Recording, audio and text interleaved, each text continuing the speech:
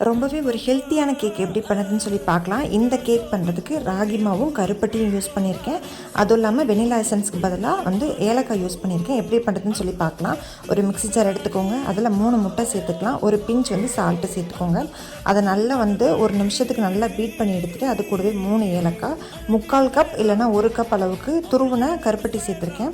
அதையும் நல்லா பீட் பண்ணி எடுத்துகிட்டு வந்துடுங்க. இது கூடவே 1 டேபிள் ஸ்பூன் அளவுக்கு பேக்கிங் பவுடர், 1/2 டேபிள் ஸ்பூன் அளவுக்கு பேக்கிங் சோடா, 3 டேபிள் ஸ்பூன் அளவுக்கு கொக்கோ பவுடர் எடுத்துக்கோங்க.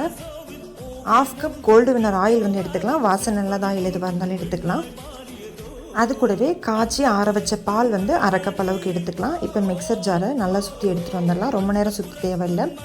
எந்த பாத்திரத்தில் கேக் பண்ண போகிறோமோ அந்த பாத்திரத்தில் எண்ணெயை க்ரீஸ் பண்ணி அதில் கோதுமை மாவு போட்டு டஸ்ட் பண்ணி வச்சுருக்கேன். இப்போ 1 கப் அளவுக்கு ராகி மாவு எடுத்தாச்சு. நம்ம அரைச்சி வச்ச பேட்டரி இது கூட ஊற்றிட்டு நல்லா கட் அண்ட் ஃபோல்ட் மெத்தடில் மிக்ஸ் பண்ணிக்கோங்க. இது கூடவே உங்களுக்கு தேவைப்பட்டுச்சா நட்ஸ் ஏதாவது வேணுன்னா கூட ஆட் பண்ணிக்கலாம். பாதாம், பிஸ்தா, முந்திரி இந்த மாதிரி கட் பண்ணி சேர்த்துக்கலாம். இல்லைனா சாக்கோ சிப்ஸ் கூட சேர்த்துக்கலாம். நான் இன்றைக்கி சின்னதாக கட் பண்ண முந்திரி சேர்த்து ஒரு டைம் மிக்ஸ் பண்ணி விட்டுக்கோங்க. மிக்ஸ் பண்ணிவிட்டு குக்கரை ஒரு 10 நிமிஷத்துக்கு முன்னாடி ப்ரீஹீட் பண்ணி வச்சுருக்கேன். அதாவது கேஸ்கட்டும் விசிலும் போடக்கூடாது. மணல் போட்டு நான் வச்சுருக்கேன். உங்கள்கிட்ட உப்பு இருந்துச்சுன்னா கூட உப்பு போட்டுட்டு அதில் ஒரு ஸ்டாண்டு வச்சுருங்க.